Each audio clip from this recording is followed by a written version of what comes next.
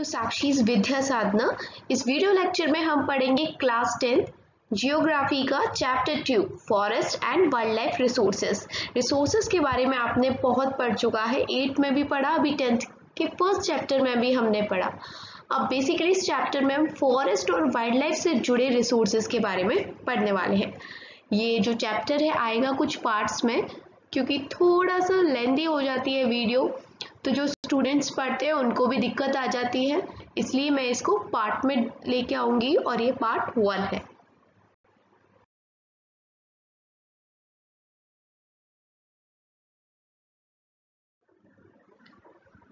We share this planet with millions of other living beings, starting from microorganisms and bacteria, lichens to banyan trees, elephants and blue whales. देखो, ये जो हमारा planet earth है ये बहुत बड़ा है और इसमें बहुत सारे लिविंग बींग्स रहते हैं, चाहे फिर वो बहुत छोटे से माइक्रो ऑर्गेनिजम्स हो जिनको हम अपनी आंखों से नहीं देख सकते हैं, बैक्टीरिया हो या फिर कोरोना वायरस हो, वो भी तो एक माइक्रो ऑर्गेनिज्म है, वायरस है जो घूम रहा है, जो दिखता तो नहीं है हमें लेकिन वो भी हमारे सर्च पे रह रहा है आजकल। बनियान ट्री, एलिफेंट्स हो जाए, चाहे फिर बहुत बड़ी ब्लू व्हेल हो, this entire habitat that we live in has immense biodiversity. क्या है यहाँ पर अर्थ पे? बायोडाइवर्सिटी है, बहुत अलग अलग प्रकार के हमें जीव जंतु देखने को मिलते हैं। We humans, along with all living organisms, form a complex web of ecological system in which we are only a part and we're very much dependent on this system for our own existence। देखो, हम लोग जो हैं एक complex ecological system बनाते हैं जिसमें हम लोग एक दूसरे पे डिपेंड हैं। हम जैसे जो वेजिटेरियंस हैं, हम प्लांट्स पे डिपेंड हैं, प्लांट से हमें बहुत कुछ मिलता है, कोई बड़ा एनिमल है वो छोटे एनिमल पे डिपेंड होता है, तो इस तरीके से हम एक दूसरे पे डिपेंड हैं। For example, the plants, animals, microorganisms recreate the quality of the air we breathe, the water we drink and the soil that produces our food without which we cannot survive। देखो, जो हमारे air की quality है उसको कौन सही करके देता है? हमें प्लांट्स देता है, क्योंकि प्लांट्स जो ऑक्सीजन छोड़ते हैं हम उसी को इनहेल करते हैं। और सॉइल नहीं होगी तो फिर आप अपना फूड कैसे ग्रो करेंगे, जो बहुत ज़रूरी है आपके सर्वाइवल के लिए। Forests play a key role in the ecological system as these are also the primary producers on which all other living beings depend। जैसे कि आपको पता हो, आपने साइंस में पढ़ रखा हो कि कुछ ऑटोट्रॉप्स होते हैं और हेटेरोट्रॉप्स होते हैं। ऑटोट्रॉप्स होते हैं जो प्राइमरी प्रोड्यूसर्स होते हैं, लाइक प्लांट्स, ट्रीज हो गए, जो अपना खाना खुद बनाते हैं, और हम बाकी सारे जो भी एनिमल्स हो गए, ह्यूमन बींग्स हो गए, डिपेंड होते हैं ऑटोट्रॉप्स पे फॉर आवर सर्वाइवल। तो वैसे ही फॉरेस्ट भी क्या है? प्राइमरी प्रोड्यूसर्स है, यानी ऑटोट्रॉप्स है, और हम सब लोग उन्हीं पे डिपेंड है फॉरेस्ट पे फॉर आवर सर्वाइवल।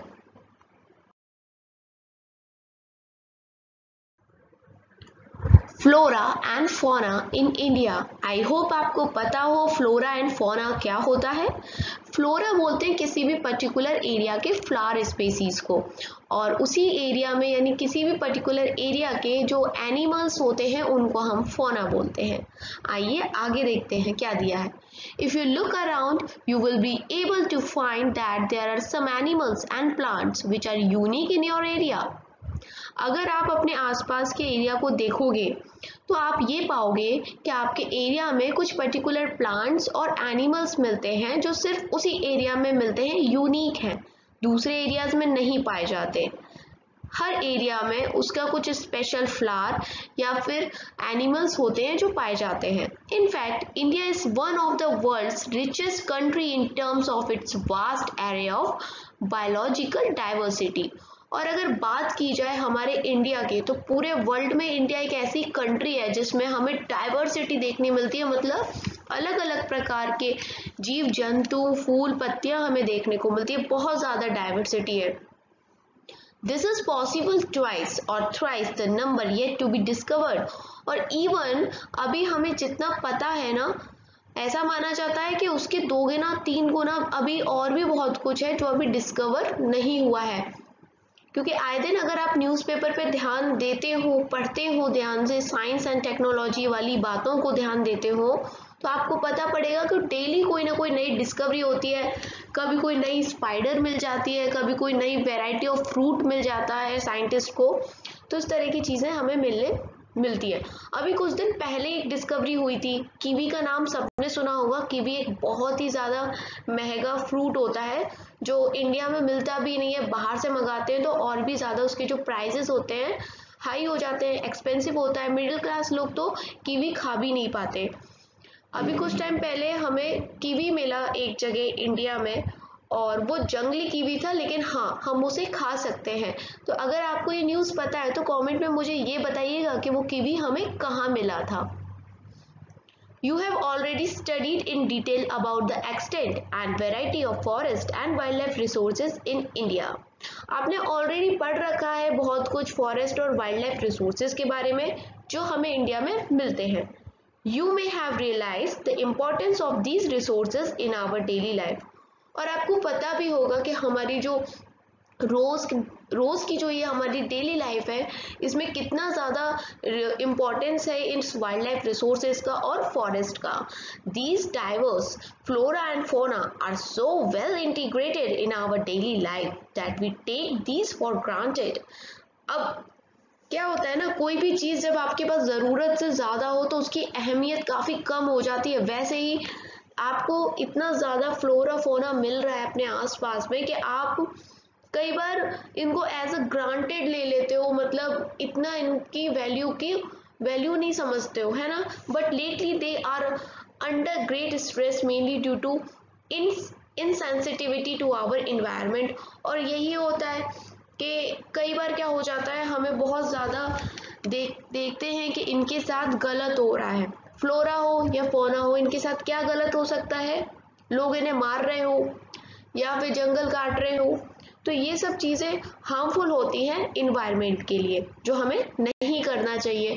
क्योंकि अल्टीमेटली क्या हो रहा है कि आप ये मत सोचिए कि आप इन्हीं को प्रॉब्लम कर रहे हो, ये आप ही के लिए प्रॉब्लम बन जाएगा आगे चल के, और बन भी रहा है।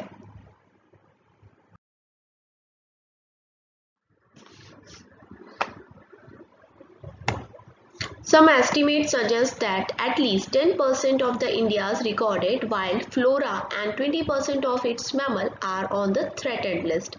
मतलब कितने ये बोल रहे हैं कि सिर्फ जो 10% है, और वो भी कौन से 10% जो रिकॉर्डेड वाइल्ड फ्लोरा है, जिनके बारे में हमें पता है।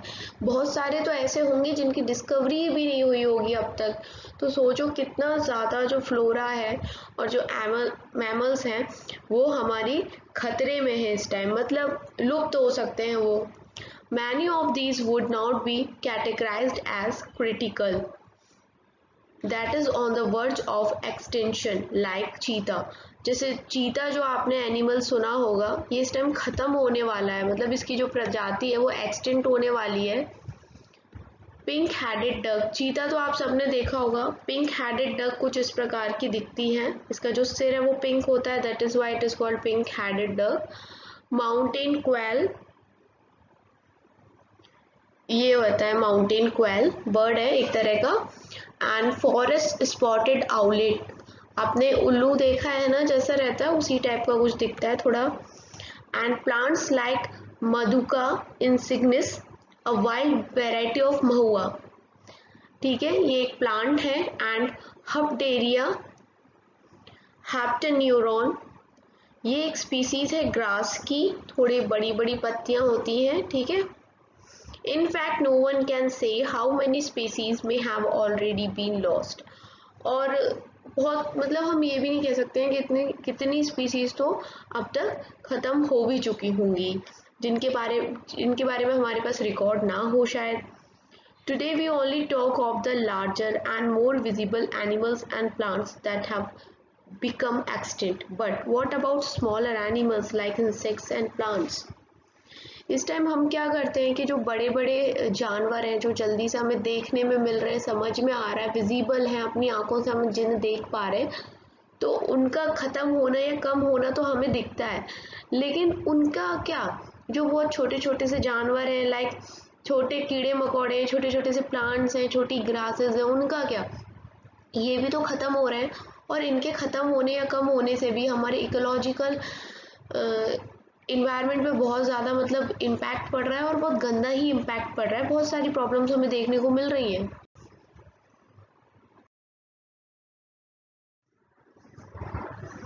यहाँ देखिए वैनिशिंग फॉरेस्ट, जो ये फॉरेस्ट ख़त्म होते जा रहे हैं, एकदम साफ होता जा रहा है जंगल, इसके बारे में देख लेते हैं।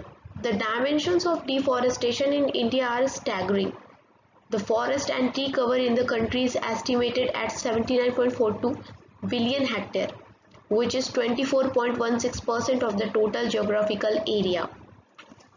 देखो कंट्री में ये माना जाता है कि जो फॉरेस्ट और ट्री कवर वाला जो एरिया था वो इतना था 79.42 मिलियन हेक्टेयर, जो कि पूरे जोग्राफिकल अगर एरिया का देखा जाए तो मात्र 24.16% ही है, जिसमें से घने जंगल हैं 12.2% और जो ओपन रहते हैं, ज़्यादा घने नहीं रहते हैं, वो 9.14% है, जिनमें से मैनग्रोव है 0.14%।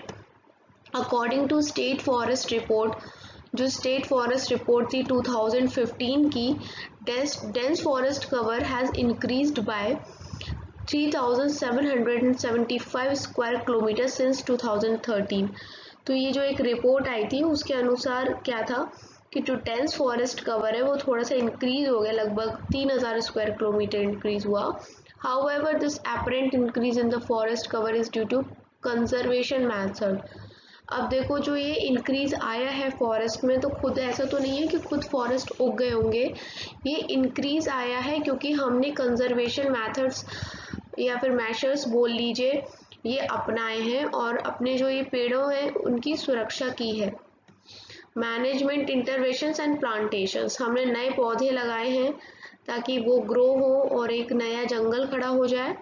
और अलग अलग ये जो काम किए गए हैं अलग अलग एजेंसीज द्वारा किए गए हैं, सो दैट जो हमारा लॉस हुआ है फॉरेस्ट को लेके वो दोबारा हम रिगेन कर ले, क्योंकि आपको पता है फॉरेस्ट लाइफ लाइन होती है, हमें बहुत सारा ऑक्सीजन प्रोवाइड करती हैं और भी बहुत सारा मटेरियल होता है जो हमें अपनी डेली लाइफ में यूज़ करते हैं, वो फॉरेस्ट से आता है। तो हमें भी फॉरेस्ट जब हमारे लिए इतना सब कुछ करता है तो बदले में हमें भी फॉरेस्ट की थोड़ी सी केयर करनी पड़ेगी।